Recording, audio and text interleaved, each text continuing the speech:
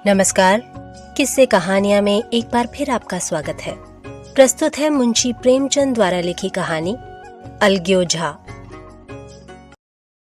भोला महतो ने पहली स्त्री के मर जाने के बाद दूसरी सगाई की तो उसके लड़के रघु के लिए बुरे दिन आ गए। रघु की उम्र उस समय केवल 10 वर्ष की थी। चैन से गांव में गुल्ली डंडा खेलता फिरता था।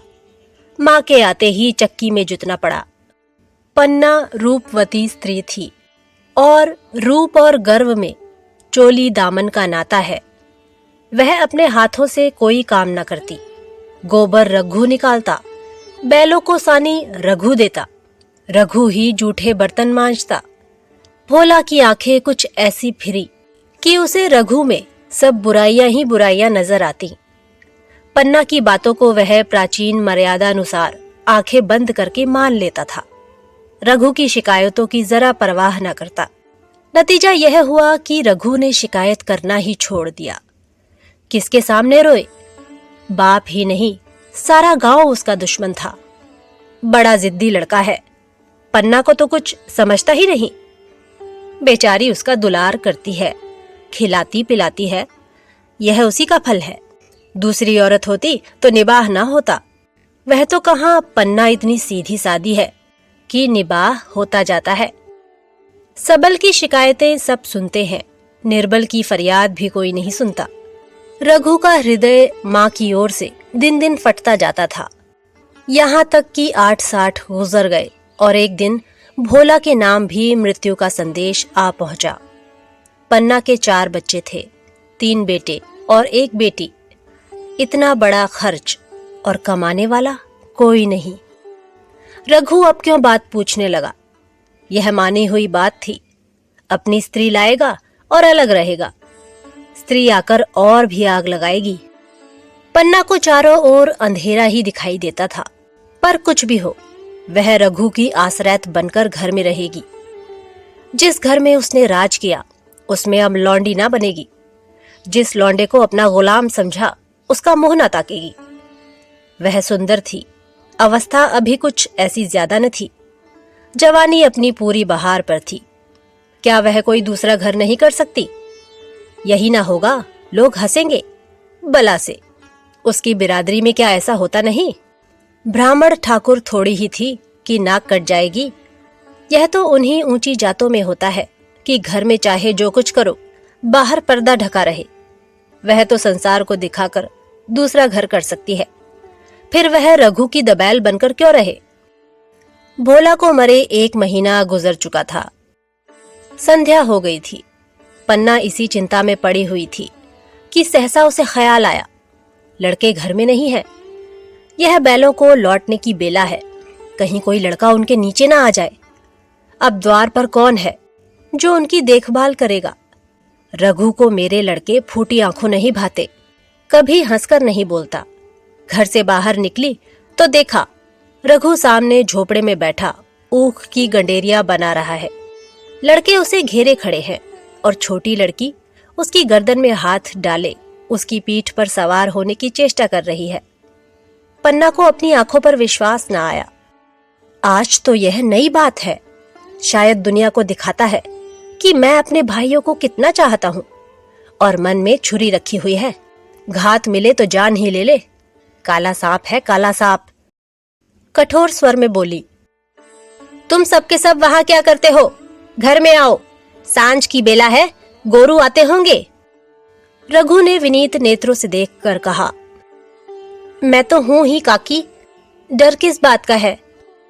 बड़ा लड़का केदार बोला, काकी, रघु दादा ने हमारे लिए 2 गाड़ियां बना दी हैं। यह देख, एक पर हम और खुन्नू बैठेंगे, दूसरी पर लक्ष्मण और झुनिया। दादा दोनों गाड़ियां खींचेंगे। यह कहकर वह एक कोने से 2 छोटी छोटी गाड़ियां निकाल लाया। 4-4 पहिए लगे थे। बैठने के लिए तख्ते और रोक के लिए दोनों तरफ बाजू थे। पन्ना ने आश्चर्य से पूछा, ये गाड़ियां किसने बनाई? केदार ने चिढ़कर कहा, रघु दादा ने बनाई हैं, और किसने? भगत के घर से बसूला और रुखानी मांग लाए और चटपट बना दी। खूब दौड़ती हैं काकी। बैठ खुन्नू, मैं खींचू। खुन्नू गाड़ी में बैठ गया। केदार खींचने लगा। चर चर का शोर हुआ, मानो गाड़ी भी इस खेल में लड़कों के साथ शरीक है। लक्ष्मण ने दूसरी गाड़ी में बैठकर कहा, दादा खींचो। रघु ने झुनिया को भी गाड़ी में बिठा दिया और गाड़ी खींचता हुआ दौड़ा। तीनों लड़के तालियां बजाने लगे। पन्ना चकित नेत्रों से यह दृश्य देख रही थी और सोच रही थी कि ये वही रघु है या कोई और। थोड़ी देर के बाद दोनों गाड़ियां लौटी। लड़के घर में जाकर इस यान यात्रा के अनुभव बयान करने लगे। कितने खुश थे सब, मानो हवाई जहाज पर बैठाए हों। खुन्नू ने कहा, काकी सब पेड़ दौड़ रहे थे। लक्ष्मण बोला, और बच्चियां कैसी भागी, सबकी सब दौड़ी। केदार बोला, काकी रघु दादा दोनों गाड़ियां एक साथ खींच ले जाते हैं। झुनिया सबसे छोटी थी। उसकी व्यंजना शक्ति उछल कूद और नेत्रों तक परिमित थी। तालियां बजा बजा कर नाच रही थी। खुन्नू बोला, अब हमारे घर गाय भी आ जाएगी काकी। रघु दादा ने गिरधारी से कहा है कि हमें एक गाय ला दो। गिरधारी बोला, कल लाऊंगा। केदार ने कहा, 3 सेर दूध देती है काकी, खूब दूध पिएंगे। इतने में रघु भी अंदर आ गया। पन्ना ने अवहेलना की दृष्टि से देखकर पूछा, क्यों रघु, तुमने गिरधारी से कोई गाय मांगी है? रघु ने क्षमा प्रार्थना के भाव से कहा, हाँ मांगी तो है, कल लाएगा। पन्ना बोली, रुपए किसके घर से आएंगे यह भी सोचा है? रघु बोला, सब सोच लिया है काकी। मेरी ये मोहर नहीं है, इसके 25 रुपए मिल रहे हैं। 5 रुपए बचिया के मुजा दे दूंगा, बस गाय अपनी हो जाएगी। पन्ना सन्नाटे में आ गई। अब उसका अविश्वासी मन भी रघु के प्रेम और सज्जनता को अस्वीकार ना कर सका। बोली, मोहर को क्यों बेचे देते हो? गाय की अभी कौन जल्दी है? हाथ में पैसा हो जाए तो ले लेना। सूना सूना गला अच्छा ना लगेगा। इतने दिनों गाय नहीं रही तो क्या लड़के नहीं जिए? रघु दार्शनिक भाव से बोला, बच्चों के खाने पीने के यही दिन है काकी। इस उम्र में ना खाया तो फिर क्या खाएंगे? मोहर पहनना मुझे अच्छा भी नहीं मालूम होता। लोग समझते होंगे कि बाप तो गया, इसे मोहर पहनने की सूझी है। भोला मैं तो गाय की चिंता ही में चल बसे। ना रुपए आए और ना गाय मिली। मजबूर थे। रघु ने यह समस्या कितनी सुगमता से हल कर दी। आज जीवन में पहली बार पन्ना को रघु पर विश्वास आया। बोली, जब गहना ही बेचना है तो अपनी मोहर क्यों बेचोगे? मेरी हंसुली ले लेना।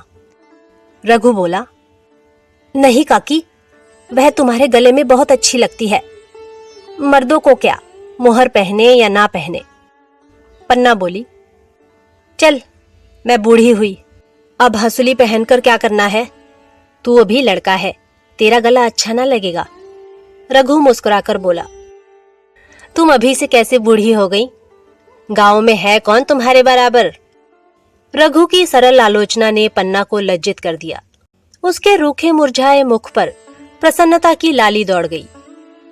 5 साल गुजर गए। रघु का सा मेहनती, ईमानदार, बात का धनी दूसरा किसान गांव में न था। पन्ना की इच्छा के बिना कोई काम न करता। उसकी उम्र अब 23 साल की हो गई थी। पन्ना बार बार कहती, भैया बहू को विदा करा लाओ, कब तक नह में पड़ी रहेगी? सब लोग मुझी को बदनाम करते हैं कि यही बहू को नहीं आने देती। मगर रघु टाल देता था। कहता कि अभी जल्दी क्या है? उसे अपनी स्त्री के रंग ढंग का कुछ परिचय दूसरों से मिल चुका था। ऐसी औरत को घर में लाकर वह अपनी शांति में बाधा नहीं डालना चाहता था। आखिर एक दिन पन्ना ने जिद करके कहा, तो तुम ना लाओगे? कह दिया कि अभी कोई जल्दी नहीं है। तुम्हारे लिए जल्दी ना होगी, मेरे लिए तो जल्दी है।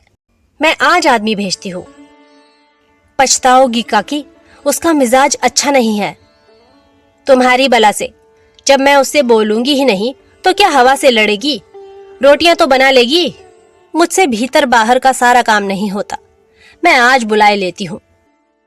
बुलाना चाहती हो बुला लो, मगर फिर यह न कहना कि यह मेहरिया को ठीक नहीं करता, उसका गुलाम हो गया। ना कहूंगी, जाकर 2 साड़ियां और मिठाई लिया। तीसरे दिन मुलिया मैके से आ गई। दरवाजे पर नगाड़े बजे, शहनाइयों की मधुर ध्वनि आकाश में गूंजने लगी। मुंह दिखावे की रस्म अदा हुई। वह इस मरुभूमि में निर्मल जलधारा थी। गेहुआ रंग था, बड़ी बड़ी नोकीली पलकें, कपोलों पर हल्की सुर्खी, आंखों में प्रबल आकर्षण। रघु उसे देखते ही मंत्रमुग्ध हो गया। प्रातःकाल पानी का घड़ा लेकर चलती, तब उसका गेहुआ रंग प्रभात की सुनहरी किरणों से कुंदन हो जाता। मानो उषा अपनी सारी सुगंध, सारा विकास और उन्माद लिए मुस्कुराती चली जाती हो। मुलिया मैके से ही जली भुनी आई थी। मेरा शौहर छाती फाड़कर काम करे और पन्ना रानी बनी बैठी रहे, उसके लड़के रईसजादे बने घूमे। मुलिया से यह बर्दाश्त न होगा। वह किसी की गुलामी ना करेगी। अपने लड़के तो अपने होते ही नहीं, भाई किसके होते हैं? जब तक पर नहीं निकते हैं, रघु को घेरे हुए हैं। ज्यों ही जरा सयाने हुए, पर झाड़ कर निकल जाएंगे, बात भी न पूछेंगे। एक दिन उसने रघु से कहा, तुम्हें इस तरह गुलामी करनी हो तो करो, मुझसे ना होगी। रघु बोला, तो फिर क्या करूं, तू ही बता। लड़के तो अभी घर का काम करने लायक भी नहीं है। मुलिया बोली, लड़के रावत के हैं, कुछ तुम्हारे नहीं है। यही पन्ना है जो तुम्हें दाने दाने को तरसाती थी। सब सुन चुकी हूं। मैं लौंडी बनकर ना रहूंगी। रुपए पैसे का मुझे हिसाब नहीं मिलता। ना जाने तुम क्या लाते हो और वह क्या करती है। तुम समझते हो रुपए घर ही में तो हैं, मगर देख लेना तुम्हें जो एक फूटी कौड़ी भी मिले। रघु बोला, रुपए पैसे तेरे हाथ में देने लगूं तो दुनिया क्या कहेगी, यह तो सोच। मुलिया बोली, दुनिया जो चाहे कहे, दुनिया के हाथों बिकी नहीं हूं। देख लेना, भाड़ लीप कर हाथ काला ही रहेगा। फिर तुम अपने भाइयों के लिए मरो, मैं क्यों मरूं? रघु ने कुछ जवाब न दिया। उसे जिस बात का भय था वह इतनी जल्दी सिरा पड़ी। अब अगर उसने बहुत तत्थो थम्बो किया तो साल 6 महीने और काम चलेगा। बस आगे यह डोंगा चलता नजर नहीं आता। बकरे की माँ कब तक खैर बनाएगी? एक दिन पन्ना ने महुए का सुखावन डाला। बरसात शुरू हो गई थी। बखार में अनाज गीला हो रहा था। मुलिया से बोली, बहू जरा देखती रहना, मैं तालाब से नहा आऊं। मुलिया ने लापरवाही से कहा, मुझे नींद आ रही है, तुम बैठकर देखो। एक दिन ना नहाओगी तो क्या होगा? पन्ना ने साड़ी उतार कर रख दी, नहाने ना गई। मुलिया का वार खाली गया। कई दिन के बाद एक शाम को पन्ना धान रोप कर लौटी। अंधेरा हो गया था। दिन भर की भूखी थी। आशा थी बहू ने रोटी बना रखी होगी, मगर देखा तो यहाँ चूल्हा ठंडा पड़ा हुआ था और बच्चे मारे भूख के तड़प रहे थे। मुलिया से आहिस्ता से पूछा, आज अभी चूल्हा नहीं जला? केदार ने कहा, आज दोपहर को भी चूल्हा नहीं जला काकी, भाभी ने कुछ बनाया ही नहीं। पन्ना बोली, तो तुम लोगों ने खाया क्या? केदार बोला, कुछ नहीं, रात की रोटियां थी, खुन्नू और लक्ष्मण ने खाई, मैंने सत्तू खा लिया। पन्ना बोली, और बहू? केदार ने कहा, वह पड़ी सो रही है, कुछ नहीं खाया। पन्ना ने उसी वक्त चूल्हा जलाया और खाना बनाने बैठ गई। आटा गूंथती थी और रोती थी। क्या नसीब है, दिन भर खेत में जली, घर आई तो चूल्हे के सामने जलना पड़ा। केदार का 14वां साल था। भाभी के रंग ढंग देखकर सारी स्थिति समझ रहा था। बोला, काकी, भाभी अब तुम्हारे साथ रहना नहीं चाहती। पन्ना ने चौंक कर कहा, क्या कुछ कहती थी? केदार बोला, कहती कुछ नहीं थी, मगर है उसके मन में यही बात। फिर तुम क्यों नहीं उसे छोड़ देती? जैसे चाहे रहे, हमारा भी भगवान है। पन्ना ने दांतों से जीभ दबाकर कहा, चुप, मेरे सामने ऐसी बात भूलकर भी न कहना। रघु तुम्हारा भाई नहीं, तुम्हारा बाप है। मुलिया से कभी बोलोगे तो समझ लेना जहर खा लूंगी। दशहरे का त्योहार आया। इस गांव से कोस भर एक पूर्वे में मेला लगता था। गांव के सब लड़के मेला देखने चले। पन्ना भी लड़कों के साथ चलने को तैयार हुई, मगर पैसे कहां से आए? कुंजी तो मुलिया के पास थी। रघु ने आकर मुलिया से कहा, लड़के मेले जा रहे हैं, सबों को 2-2 पैसे दे दो। मुलिया ने त्योरियां चढ़ाकर कहा, पैसे घर में नहीं है। रघु बोला, अभी तो तिलहन बिका था, क्या इतनी जल्दी रुपए उठ गए? मुलिया बोली, हाँ उठ गए। रघु बोला, कहाँ उठ गए, जरा सुनो। आज त्योहार के दिन लड़के मेला देखने ना जाएंगे? मुलिया बोली, अपनी काकी से कहो पैसे निकालें, गाड़ कर क्या करेंगी? खूंटी पर कुंजी हाथ पकड़ लिया और बोली, कुंजी मुझे दे दो, नहीं तो ठीक ना होगा। खाने पहनने को भी चाहिए, कागज किताब को भी चाहिए, उस पर मेला देखने को भी चाहिए। हमारी कमाई इसलिए नहीं है कि दूसरे खाएं और मूंछों पर ताव दें। पन्ना ने रघु से कहा, भैया पैसे क्या होंगे, लड़के मेला देखने ना जाएंगे। रघु ने झिड़क कर कहा, मेला देखने क्यों ना जाएंगे, सारा गांव जा रहा है, हमारे ही लड़के ना जाएंगे? यह कहकर रघु ने अपना हाथ छुड़ा लिया और पैसे निकालकर लड़कों को दे दिए। मगर कुंजी जब मुलिया को देने लगा तब उसने उसे आंगन में फेंक दिया और मुंह लपेटकर लेट गई। लड़के मेला देखने ना गए। इसके बाद 2 दिन गुजर गए। मुलिया ने कुछ नहीं खाया और पन्ना भी भूखी रही। रघु कभी इसे मनाता, कभी उसे, पर ना यह उठती ना वह। आखिर रघु ने हैरान होकर मुलिया से पूछा, कुछ मुंह से तो कह, चाहती क्या है? मुलिया ने धरती को संबोधित करते हुए कहा, मैं कुछ नहीं चाहती, मुझे मेरे घर पहुंचा दो। रघु बोला, अच्छा उठ, बना खा, पहुंचा दूंगा। मुलिया ने रघु की ओर आंखें उठाई। रघु उसकी सूरत देखकर डर गया। वह माधुर्य, वह मोहकता, वह लावण्य गायब हो गया था। दांत निकल आए थे, आंखें फट गई थी और नथुने फड़क रहे थे।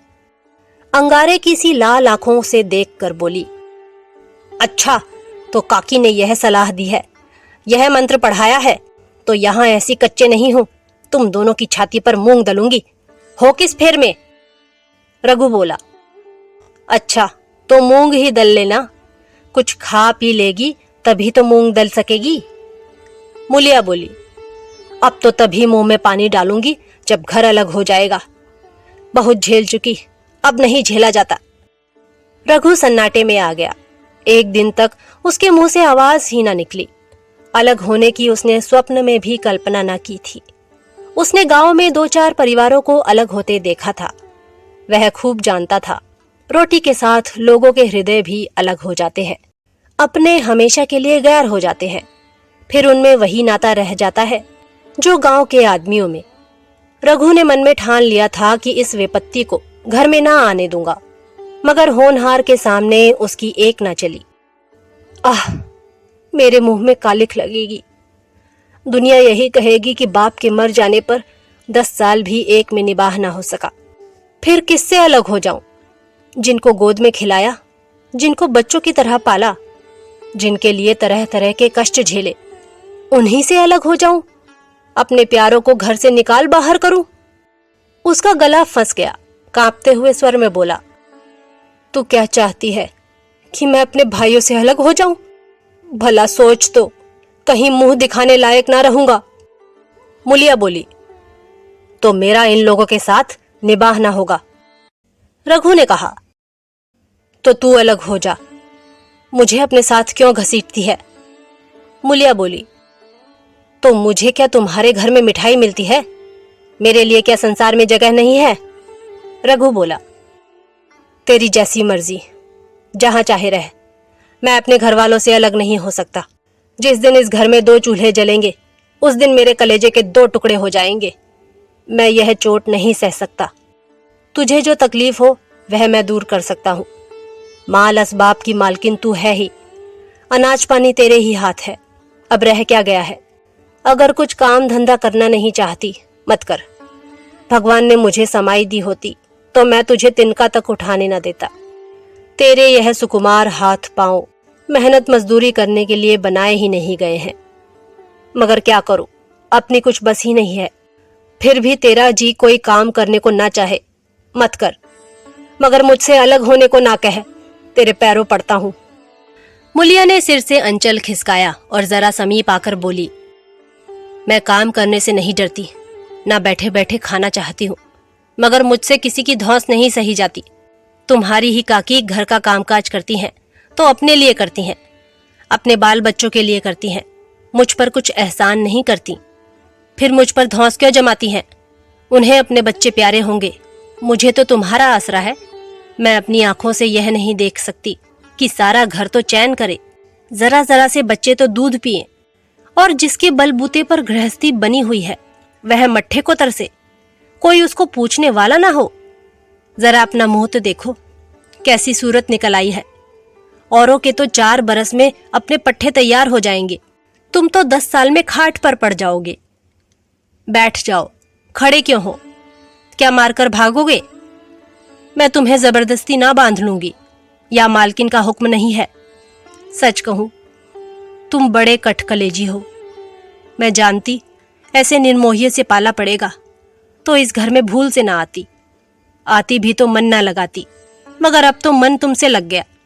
घर भी जाऊं तो मन यहां ही रहेगा, और तुम जो हो मेरी बात नहीं पूछते। मुलिया की ये रसीली बातें रघु पर कोई असर ना डाल सकी। वह उसी रुखाई से बोला, मुलिया, मुझसे यह ना होगा।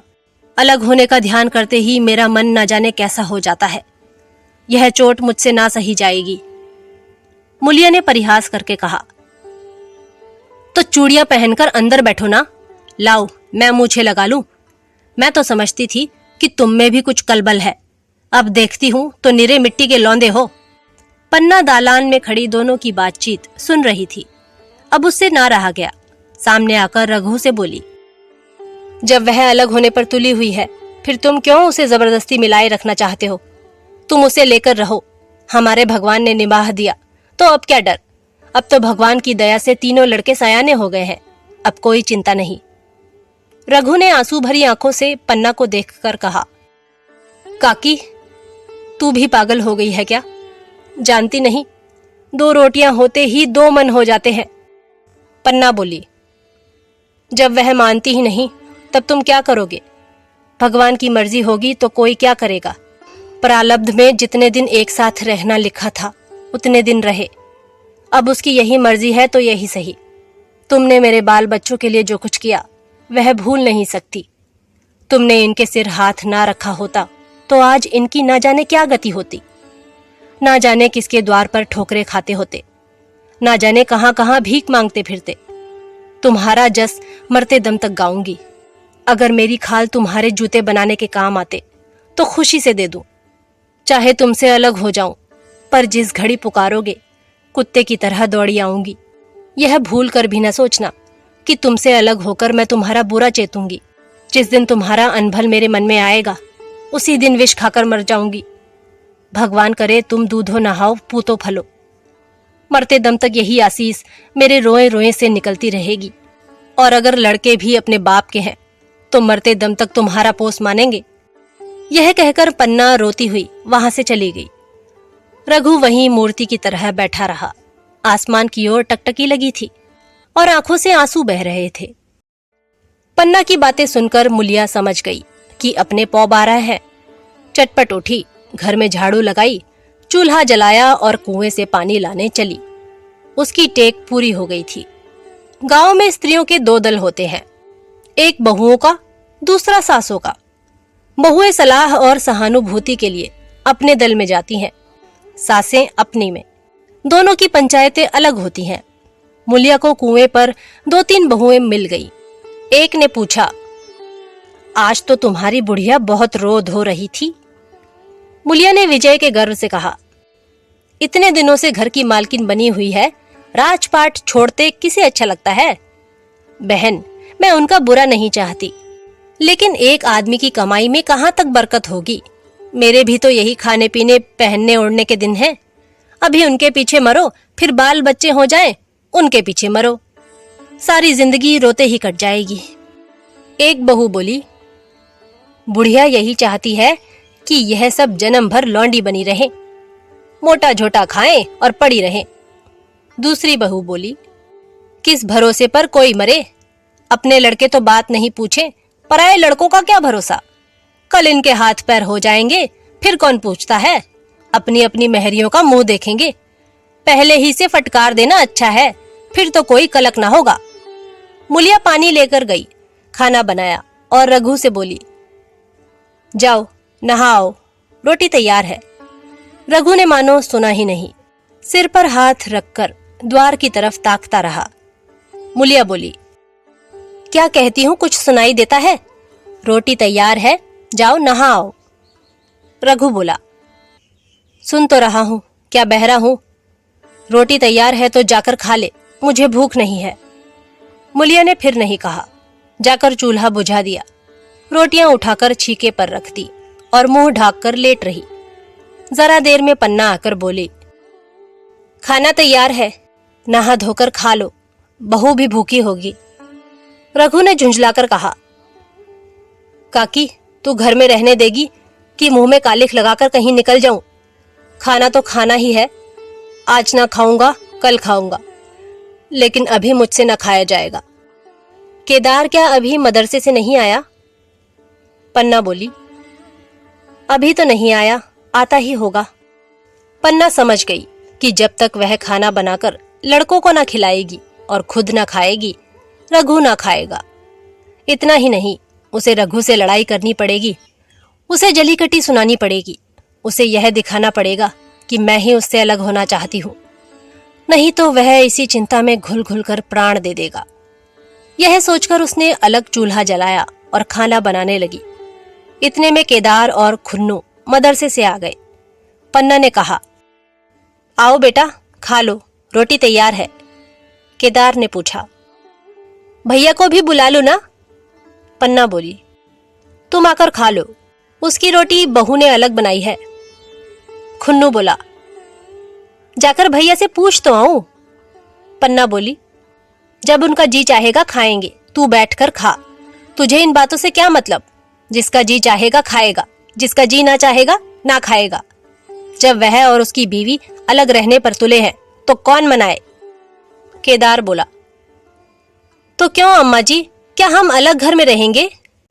पन्ना बोली, उनका जी चाहे एक घर में रहें, जी चाहे आंगन में दीवार डाल ले।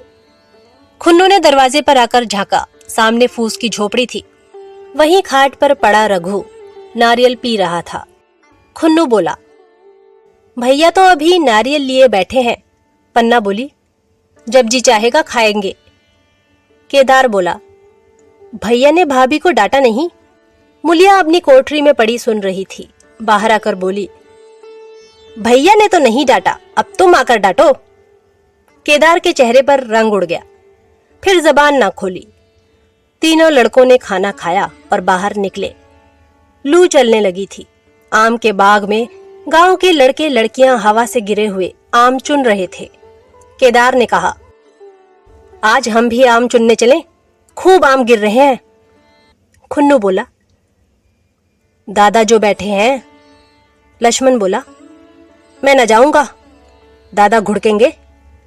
केदार बोला, वह तो अब अलग हो गए।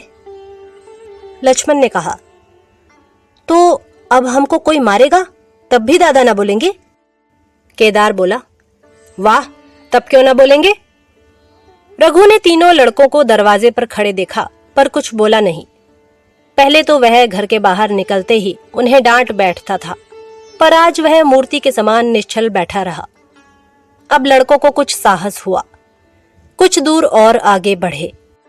रघु अब भी ना बोला, कैसे बोले?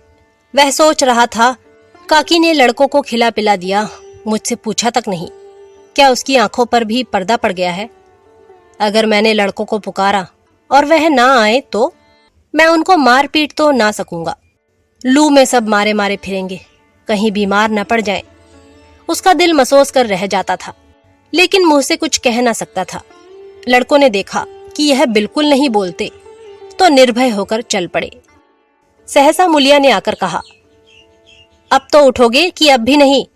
जिनके नाम पर फाका कर रहे हो, उन्होंने मजे से लड़कों को खिलाया और आप खाया, अब आराम से सो रही है। मोर पिया बात न पूछे, मोर सुहागिन नाव। एक बार भी तो मुंह से न फूटा कि चलो भैया खा लो। रघु को इस समय मर्मांतक पीड़ा हो रही थी। मुलिया के इन कठोर शब्दों ने घाव पर नमक छिड़क दिया। दुखित नेत्रों से देखकर बोला, तेरी जो मर्जी थी वही तो हुआ, अब जा ढोल बजा।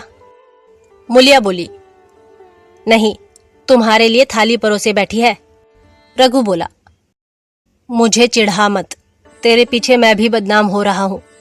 जब तू किसी की होकर नहीं रहना चाहती तो दूसरे को क्या गरज है जो मेरी खुशामद करे।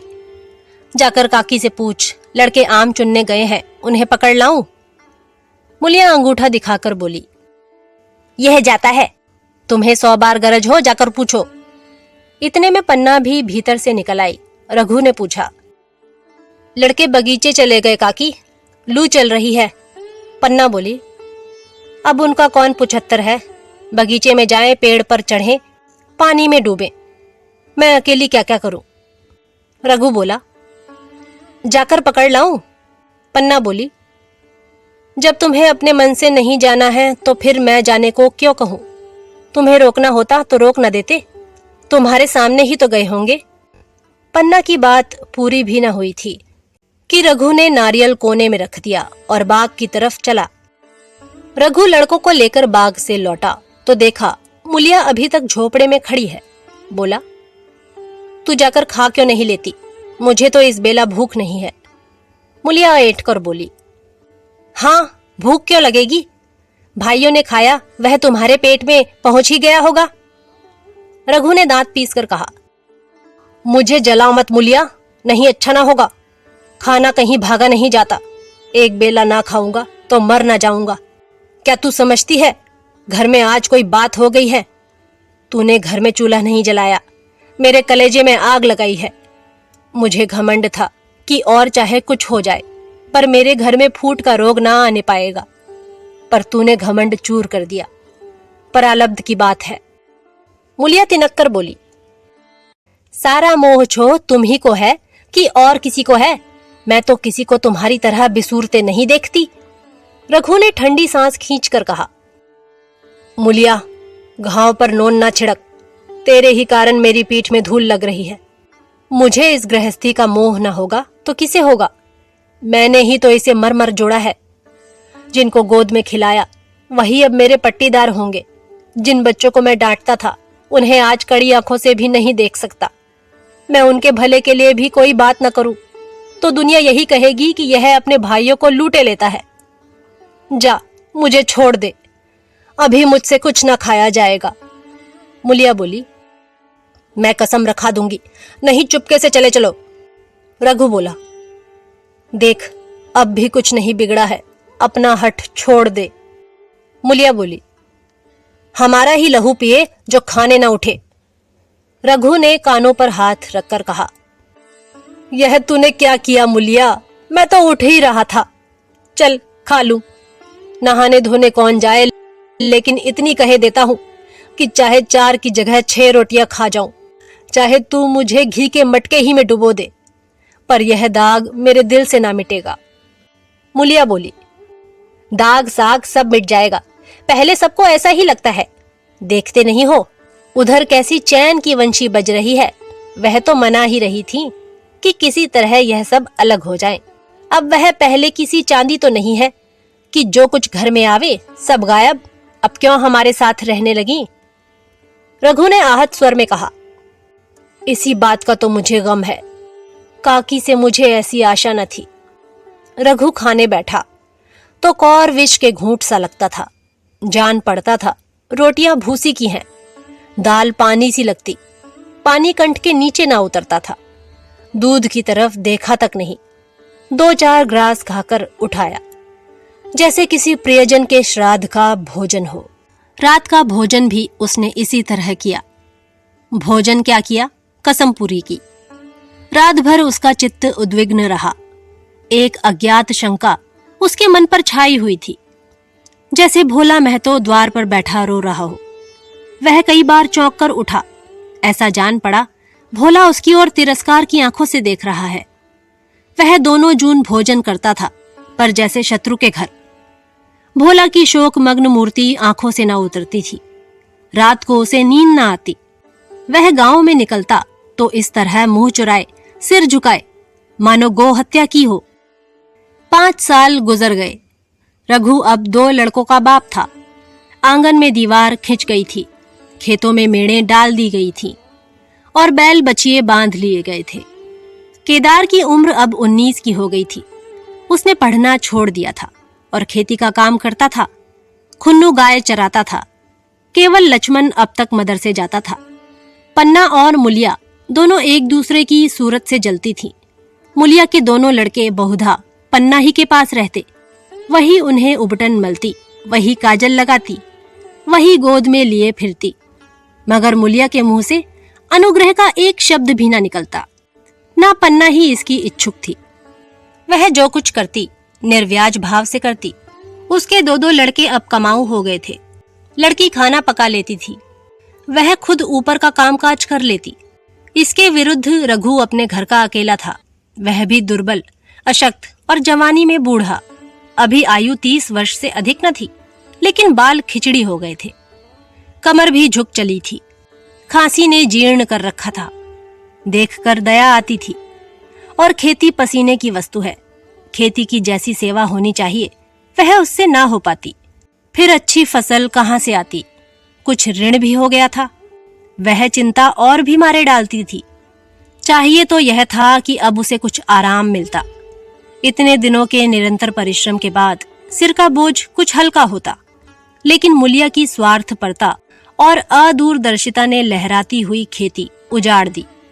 अगर सब एक साथ रहते तो वह अब तक पेंशन पा जाता। मजे में द्वार पर बैठा हुआ नारियल पीता। भाई काम करते, वह सलाह देता, मैं तो बना फिरता। कहीं किसी के झगड़े चुकाता, कहीं साधु संतों की सेवा करता। वह अवसर हाथ से निकल गया। अब तो चिंता भार दिन दिन बढ़ता जाता था। आखिर उसे धीमा धीमा ज्वर रहने लगा। हृदय शूल, चिंता, कड़ा परिश्रम और अभाव का यही पुरस्कार है। पहले कुछ परवाह न की, समझा आप ही आप अच्छा हो जाएगा। मगर कमजोरी बढ़ने लगी तो दवा की फिक्र हुई। जिसने जो बता दिया खा लिया। डॉक्टरों और वैद्यों के पास जाने की सामर्थ्य कहाँ? और सामर्थ्य भी होती तो रुपए खर्च कर देने के सिवा और नतीजा ही क्या था? जीर्ण ज्वर की औषधि आराम और पुष्टिकारक भोजन है। ना वह बसंत मालती का सेवन करता था और ना आराम से बैठकर बलवर्धक भोजन कर सकता था। कमजोरी बढ़ती ही गई। पन्ना को अवसर मिलता तो वह आकर उसे तसल्ली देती, लेकिन उसके लड़के अब रघु से बात भी ना करते थे। दवा दारू तो क्या करते, उसका और मजाक उड़ाते। भैया समझते थे कि हम लोगों से अलग होकर सोने और ईंट रख लेंगे। भाभी भी समझती थी सोने से लद जाऊंगी। अब देखें कौन पूछता है। सिसक सिसक कर ना मरे तो कह देना। बहुत हाय हाय भी अच्छी नहीं होती। आदमी उतना काम करे जितना हो सके, यह नहीं कि रुपए के लिए जान दे दे। पन्ना कहती, रघु बेचारे का कौन दोष है? केदार कहता, चल मैं खूब समझता हूं। भैया की जगह मैं होता तो डंडे से बात करता। मजाक थी कि औरत यों जिद करती। यह सब भैया की चाल थी, सब सदी बदी बात थी। आखिर एक दिन रघु का टिमटिमाता हुआ जीवन दीपक बुझ गया। मौत ने सारी चिंताओं का अंत कर दिया। अंत समय उसने केदार को बुलाया था, पर केदार को ऊख में पानी देना था। डरा कहीं दवा के लिए ना भेज दे, बहाना बना दिया। मुलिया का जीवन अंधकारमय हो गया। जिस भूमि पर उसने मंसूबों की दीवार खड़ी की थी वह नीचे खिसक गई थी। जिस खूंटे के बल पर वह उछल रही थी वह उखड़ गया था। गांव वालों ने कहना शुरू किया, ईश्वर ने कैसा तत्काल दंड दिया। बेचारी मारे लाज के अपने दोनों बच्चों को लिए रोया करती। गांव में किसी को मुंह दिखाने का साहस न होता। प्रत्येक प्राणी उससे यह कहता हुआ मालूम होता था, मारे घमंड के धरती पर पांव न रखती थी। आखिर सजा मिल गई कि नहीं? अब इस घर में कैसे निर्वाह होगा? वह किसके सहारे रहेगी? किसके बल पर खेती होगी? बेचारा रघु बीमार था, दुर्बल था, पर जब तक जीता रहा अपना काम करता रहा। मारे कमजोरी के कभी कभी सिर पकड़कर बैठ जाता और जरा दम लेकर फिर हाथ चलाने लगता था। सारी खेती तहस नहस हो रही थी, उसे कौन संभालेगा। अनाज की डांठें खलिहान में पड़ी थी, ऊख अलग सूख रही थी। वह अकेली क्या क्या करेगी। फिर सिंचाई अकेले आदमी का तो काम नहीं। 3-3 मजदूरों को कहां से लाए। गांव में मजदूर थे ही कितने। आदमियों के लिए खींचातानी हो रही थी, क्या करें क्या ना करें। इस तरह 13 दिन बीत गए। क्रियाक्रम से छुट्टी मिली। दूसरे ही दिन सवेरे मुलिया ने दोनों बालकों को गोद में उठाया और अनाज मारने चली। खलिहान में पहुंचकर उसने एक को तो पेड़ के नीचे घास के नर्म बिस्तर पर सुला दिया और दूसरे को वहीं बैठाकर अनाज मारने लगी। बैलों को हाँकती थी और रोती थी। क्या इसीलिए भगवान ने उसको जन्म दिया था? देखते देखते क्या से क्या हो गया। इन्हीं दिनों पिछले साल भी अनाज मारा गया था। वह रघु के लिए लोटे में शरबत और मटर की घूंगी लेकर आई थी। आज कोई उसके आगे है न पीछे, लेकिन किसी की लौंडी तो नहीं हो। उसे अलग होने का अब भी पछतावा न था। एकाएक छोटे बच्चे का रोना सुनकर उसने उधर ताका तो बड़ा लड़का उसे चुमकार कर कह रहा था, भैया चुप रहो चुप रहो। धीरे धीरे उसके मुंह पर हाथ फेरता था और चुप कराने के लिए विकल था। जब बच्चा किसी तरह ना चुप हुआ तो वह खुद उसके पास लेट गया और उसे छाती से लगाकर प्यार करने लगा। मगर जब यह प्रयत्न भी सफल ना हुआ तो वह रोने लगा। उसी समय पन्ना दौड़ी आई और छोटे बालक को गोद में उठाकर प्यार करती हुई बोली, लड़कों को मुझे क्यों ना दे आई बहू। हाय हाय, बेचारा धरती पर पड़ा लौट रहा है। जब मैं मर जाऊं तो जो चाहे करना, अभी तो जीती हूं। अलग हो जाने से बच्चे तो नहीं अलग हो गए। मुलिया ने कहा, तुम्हें भी तो छुट्टी नहीं थी अम्मा, क्या करती। पन्ना बोली, तो तुझे यहां आने की ऐसी क्या जल्दी थी। डांट मार ना जाती। 3-3 लड़के तो हैं और किसी दिन काम आएंगे। केदार तो कल ही मारने को कह रहा था, पर मैंने कहा पहले ऊख में पानी दे लो, फिर आज मारना। मड़ाई तो 10 दिन बाद भी हो सकती है। ऊख की सिंचाई ना हुई तो सूख जाएगी। कल से पानी चढ़ा हुआ है, परसों तक खेत पुर जाएगा, तब मड़ाई हो जाएगी। तुझे विश्वास ना आएगा, जब से भैया मरे हैं केदार को बड़ी चिंता हो गई है। दिन में 100-100 बार पूछता है, भाभी बहुत रोती तो नहीं है। देख, लड़के भूखे तो नहीं हैं। कोई लड़का रोता है तो दौड़ा आता है। देख अम्मा, क्या हुआ, बच्चा क्यों रोता है। कल रोकर बोला, अम्मा मैं जानता कि भैया इतनी जल्दी चले जाएंगे तो उनकी कुछ सेवा कर लेता। कहाँ जगाए जगाए उठता था, अब देखती हो पहर रात से उठकर काम में लग जाता है। खुन्नू कल जरा सा बोला, पहले हम अपनी ऊख में पानी दे लेंगे तब भैया की ऊख में देंगे। इस पर केदार ने ऐसा डांटा कि खुन्नू के मुंह से फिर बात न निकली। बोला, कैसी तुम्हारी और कैसी हमारी ऊख। भैया ने जिला ना लिया होता तो आज या तो मर गए होते या कहीं भीख मांगते होते। आज तुम बड़े ऊख वाले बने हो। यह उन्हीं का पुण्य प्रताप है कि आज भले आदमी बने बैठे हो। परसों रोटी खाने को बुलाने गई तो मड़ैया में बैठा रो रहा था। पूछा, क्यों रोता है, तो बोला, अम्मा भैया इसी अलग्योज के दुख से मर गए। नहीं अभी उनकी उम्र ही क्या थी, यह उस वक्त ना सूझा। नहीं उनसे क्यों बिगाड़ करते। यह कहकर पन्ना ने मुलिया की ओर संकेतपूर्ण दृष्टि से देखकर कहा, तुम्हें वह अलग ना रहने देगा बहू। कहता है भैया हमारे लिए मर गए तो हम भी उनके बाल बच्चों के लिए मर जाएंगे। मुलिया की आंखों से आंसू जारी थे। पन्ना की बातों में आज सच्ची वेदना, सच्ची सांत्वना, सच्ची चिंता भरी हुई थी। मुलिया का मन कभी उसकी ओर इतना आकर्षित ना हुआ था। जिनसे उसे व्यंग्य और प्रतिकार का भय था, वे इतने दयालु, इतने शुभेच्छु हो गए थे। आज पहली बार उसे अपनी स्वार्थपरता पर लज्जा आई। पहली बार आत्मा ने अलग्योझे पर धिक्कारा। इस घटना को हुए 5 साल गुजर गए। पन्ना आज बूढ़ी हो गई है। केदार घर का मालिक है, मुलिया घर की मालकिन। खुन्नू और लक्ष्मण के विवाह हो चुके हैं, मगर केदार अभी तक कंवारा है। कहता है मैं विवाह ना करूंगा। कई जगहों से बातचीत हुई, कई सगाइयां आई, पर उसने हामी न भरी। पन्ना ने कंपे लगाए, जाल फैलाए, पर वह न फंसा। कहता, औरतों से कौन सुख, मेहरिया घर में आई और आदमी का मिजाज बदला। फिर जो कुछ है वह मेहरिया है। माँ बाप भाई बंधु सब पराए हैं। जब भैया जैसे आदमी का मिजाज बदल गया तो फिर दूसरों की क्या गिनती। 2 लड़के भगवान के दिए हैं, और क्या चाहिए। बिना ब्याह किए 2 बेटे मिल गए, इससे बढ़कर और क्या होगा। जिसे अपना समझो वह अपना है, जिसे गैर समझो वह गैर है। एक दिन पन्ना ने कहा, तेरा वंश कैसे चलेगा? केदार बोला, मेरा वंश तो चल रहा है, दोनों लड़कों को अपना ही समझता हूं। पन्ना बोली, समझने ही पर है तो तू मुलिया को भी अपनी मेहरिया समझता होगा। केदार ने झेपते हुए कहा, तुम तो गाली देती हो अम्मा।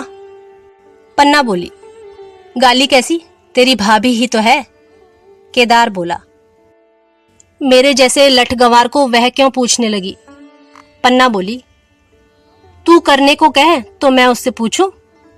केदार बोला, नहीं मेरी अम्मा, कहीं रोने गाने ना लगे। पन्ना बोली, तेरा मन हो तो मैं बातों बातों में उसके मन की थाह लूं। केदार बोला, मैं नहीं जानता, जो चाहे कर। पन्ना केदार की मन की बात समझ गई। लड़के का दिल मुलिया पर आया हुआ है, पर संकोच और भय के मारे कुछ नहीं कहता। उसी दिन उसने मुलिया से कहा, क्या करूं बहू, मन की लालसा मन में ही रह जाती है। केदार का घर भी बस जाता तो मैं निश्चिंत हो जाती। मुलिया बोली, वह तो करने को ही नहीं कहते। पन्ना ने कहा, कहता है ऐसी औरत मिले जो घर में मेल से रहे तो कर लूं। मुलिया बोली, ऐसी औरत कहाँ मिलेगी, कहीं ढूंढो। पन्ना बोली, मैंने तो ढूंढ लिया है। मुलिया ने कहा, सच, किस गांव की है? पन्ना बोली, अभी न बताऊंगी, मुदा यह जानती हूं कि उससे केदार की सगाई हो जाए तो घर बन जाए और केदार की जिंदगी भी सफल हो जाए। ना जाने लड़की मानेगी कि नहीं। मुलिया बोली, मानेगी क्यों नहीं अम्मा, ऐसा सुंदर कमाऊ सुशील वर और कहाँ मिला जाता है। उस जन्म का कोई साधु महात्मा है, नहीं तो लड़ाई झगड़े के डर से कौन बिन ब्याह रहता है। कहाँ रहती है, मैं जाकर उसे मना लाऊं। पन्ना बोली, तू चाहे तो उसे मना ले, तेरे ही ऊपर है। मुलिया ने कहा, मैं आज ही चली जाऊंगी अम्मा, उसके पैरों पड़कर मना लाऊंगी। पन्ना बोली, बता दूं, वह तू ही है। मुलिया लजाकर बोली, तुम तो अम्मा जी गाली देती हो। पन्ना बोली, गाली कैसी, देवर ही तो है। मुलिया ने कहा, मुझ जैसी बुढ़िया को वह क्यों पूछेंगे। पन्ना ने कहा, वह तुझी पर दांत लगाए बैठा है, तेरे सिवा कोई और उसे भाती ही नहीं। डर के मारे कहता नहीं, पर उसके मन की बात मैं जानती हूं। वैधव्य के शोक से मुरझाया हुआ मुलिया का पीत वदन कमल की भांति अरुण हो उठा। 10 वर्षों में जो कुछ खोया था वह इसी एक क्षण में मानो ब्याज के साथ मिल गया। वही लावण्य, वही विकास, वही आकर्षण, वही लोच। आप सुन रहे थे मुंशी प्रेमचंद द्वारा लिखी कहानी अलग्यो झा। कहानी सुनने के लिए धन्यवाद। जल्दी ही एक नई कहानी के साथ उपस्थित होंगे। तब तक के लिए नमस्कार।